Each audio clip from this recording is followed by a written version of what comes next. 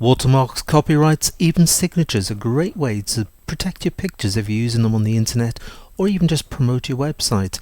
And in this video, what we're going to do is take a look at creating those watermarks, copyrights, signatures, but saving it as a brush so you can use it quickly and easily on other pictures as you're producing them.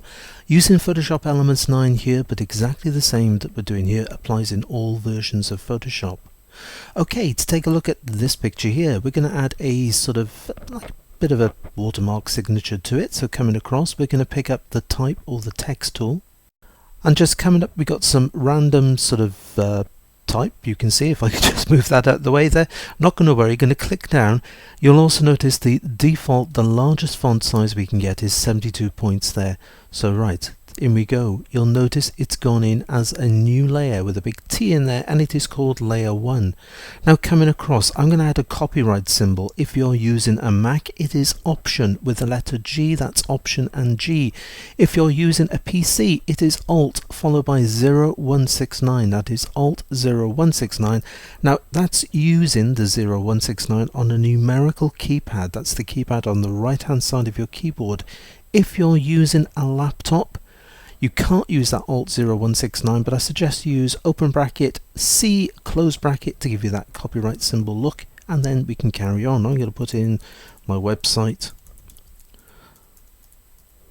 There it is, in it goes. Now, don't particularly like the look of this, but not going to worry, we can change the font in just a minute. The next thing we need to do is either come up to the top here to the toolbar and click on the green tick here to commit any current edits, or just come down and on the letter T. If we click down, you'll notice as well that layer 1 has now become the type that we've put in there.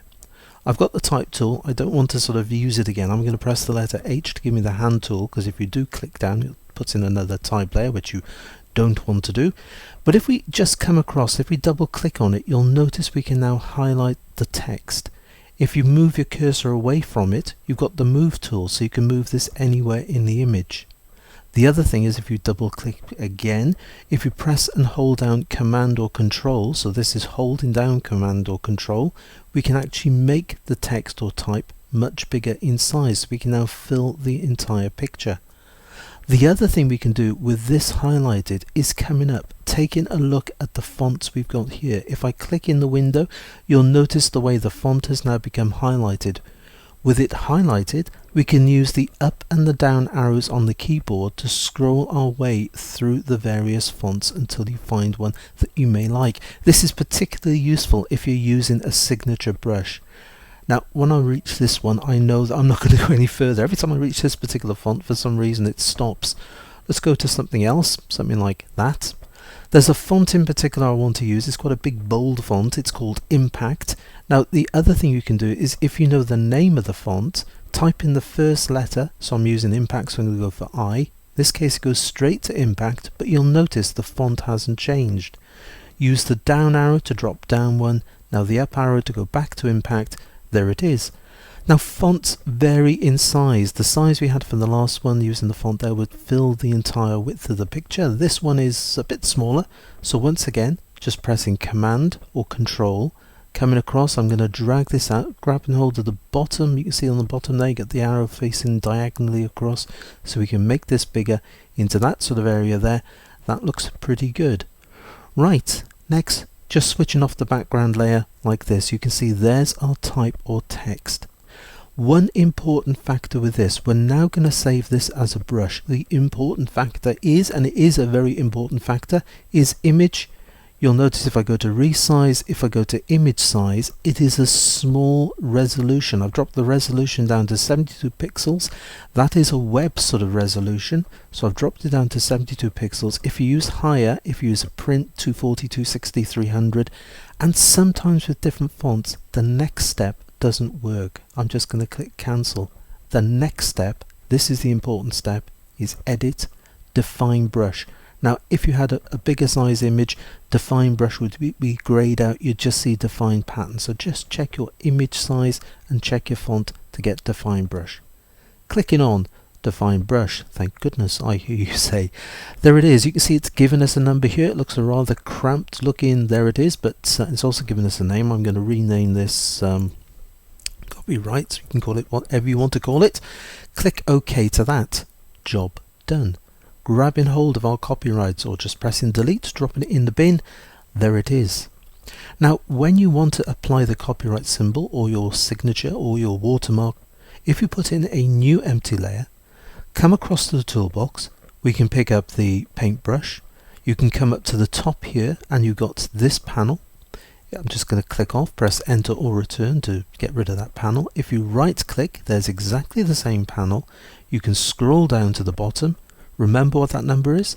There it is there. Clicking on this, there is our copyright brush. Pressing enter or return just to remove that panel. Going to come in, well, you can click anywhere because you're on a new empty layer. Clicking down, in it goes. You can click down as many times as you want, but I'm just going to do it once. I'm going to press H to give me the hand tool to make sure I don't press again down with my brush, he says, tripping over teeth, tongue and everything else. In it goes.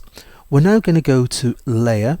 We're going to go to layer styles, style settings, because I like using layer styles. I'm going to put in a drop shadow. That looks pretty good there. Don't forget you can change the angle of the lighting, the size, you can change the distance. Everything there's fully adjustable.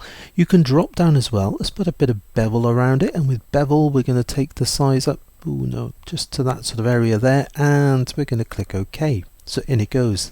The FX telling us there's a layer style applied to this. Now what you can do is you can come to the blend modes. Because we've got a dark color here, we want to brighten this now so we can see through the text. So simply changing the blend mode from normal to screen will do just that. In it goes. Pressing the letter V will give you the move tool.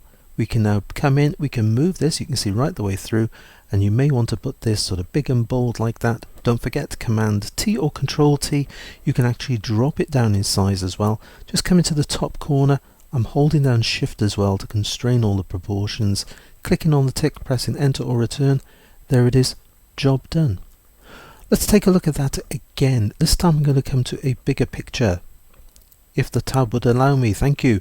Coming into the bigger picture, just taking a look, we got image. If I go to resize, just to show you, this is a full resolution picture.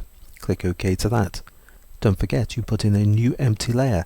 To make it a little bit different this time, I'm going to press X to put white as the foreground color, because with a brush you can use whatever color you want. If you're using a signature brush, you can have it red, green, whatever color you want. You can just change and sort of, use a different style to suit you.